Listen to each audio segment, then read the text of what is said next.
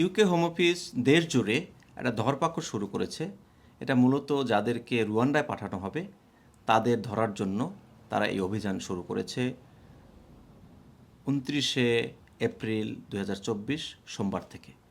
এবং এই ধরপাকড় যে শুধু রাস্তাঘাটে তা নয়, তারা কর্মক্ষেত্রে অভিযান চালাচ্ছে, তারা বাসায় বাসায় রেড দিচ্ছে এবং অনেকটা টার্গেটেড রেড, আবার অনেকটা রাস্তায় তারা গণহারে ধরার চেষ্টা করতেছে।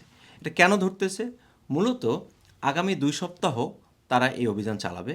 এই অভিযান চালানোর মাধ্যমে তারা যেটা চেষ্টা করছে সেটা হচ্ছে যাদেরকে রুয়ান্ডা পাঠানোর প্ল্যান রয়েছে এবং ইতিমধ্যে এরকম একটা তালিকা তারা তৈরি করে ফেলেছে। তাদেরকে তারা এভাবে অভিযান চালিয়ে ধরবেন। ধরার পরে তাদের প্রাথমিকভাবে যে আগামী জুলাই মাসের শুরুর দিকে যে ফ্লাইট রুয়ান্ডায় ছাড়ার কথা রয়েছে সেই ফ্লাইটই তাদের তুলে দেওয়ার চেষ্টা করবে।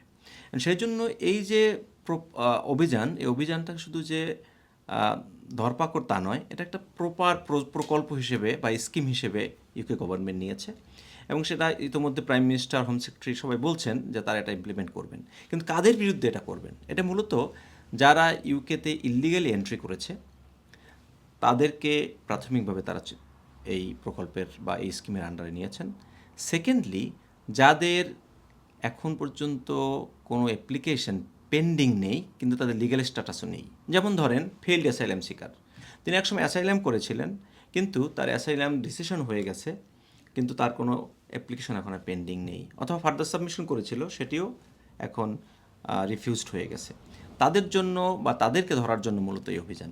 সেক্ষেত্রে তারা যেটা করবে যে শুধু অভিযান চালাবে তা নয়, যারা রিপোর্টিংয়ে যাবে, কারণ অনেকের রেগুলারলি রিপোর্টিংয়ে যেতে হয়, উইকলি অথবা মান্থলি অথবা বাই মান্থলি, এটা ডিপেন্ড করে এক একজনের এক এক রকম। তাদেরকে ওই রিপোর্টিং থেকে তারা আটক করবে এবং ওখান থেকে তারা ডিটেইন করবে এবং অ্যাজ সুন অ্যাজ তারা এই স্কিমের আন্ডারে আগামী জুলাই মাসে যে ফ্লাইট ছাড়ার কথা রয়েছে তারা রুয়ান্ডায় পাঠানোর চেষ্টা করবে। কিন্তু যারা ইল্লিগেলি এন্ট্রি করেছে তাদেরকে পাঠানোর বিষয়টি চূড়ান্ত।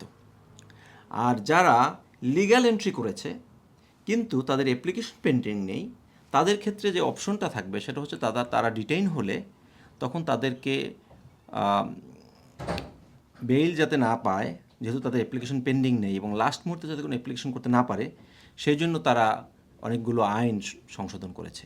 আবার একই সাথে তারা যেটা করছে যে যদি কেউ বেইল অ্যাপ্লিকেশন করে অথবা কেউ যদি নতুন করে কোনো অ্যাপ্লিকেশন করতে চায় সেটা কুইকলি কনসিডার করে যাতে তাদেরকে নিজের দেশে অথবা রুয়ান্ডায় পাঠাতে পারে, সেটার জন্য তারা প্রায় 2 শতাধিক হোম অফিসের কর্মকর্তা নির্ধারণ করে রেখেছেন।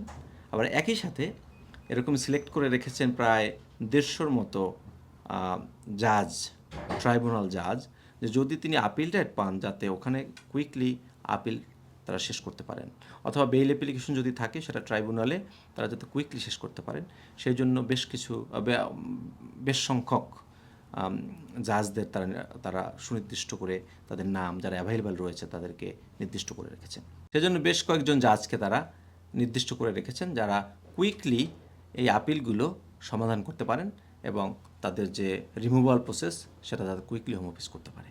তো এইটার ক্ষেত্রে এখন দেখা যাচ্ছে যে এই যে রেড শুরু হয়েছে সারা ইউকে জুড়ে, সেজন্য একটা উদ্বিগ্ন সবাই, বিশেষ করে অ্যাসাইলাম সিকাররা।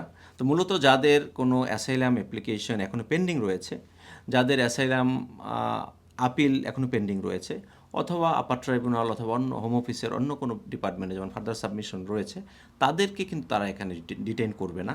কিন্তু কেউ যদি তার বেইল কন্ডিশন ফুলফিল না করেন, যেমন ধরেন একজন ওয়ার্ক রাইট রয়েছে 20 ঘন্টা, তিনি করছেন 30 ঘন্টা, অথবা তার রয়েছে কেয়ার ওয়ার্কার অথবা অন্য কোনো ওয়ার্কার কিন্তু তিনি ডেলিভারি করছেন, তারা কিন্তু ডিটেইন হতে পারেন এবং তাদেরকে মূলত কুইকলি এই প্রসেস করার জন্য, যাতে তারা বেল নিয়ে বের হতে না পারেন কুইকলি, সেই জন্য তারা কিন্তু হোম অফিসের কর্মকর্তা এবং ট্রাইব্যুনাল মানে জাজেস তাদেরকে এক কথায় ওই সিটিং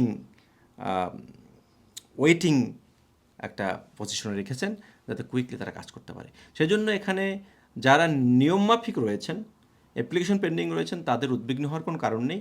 কিন্তু যারা কোনো কারণে ভিসা কন্ডিশন অথবা বেল কন্ডিশন আপনি ভঙ্গ করবেন, তাদের জন্য কিন্তু উদ্বিগ্ন হওয়ার বিষয় রয়েছে।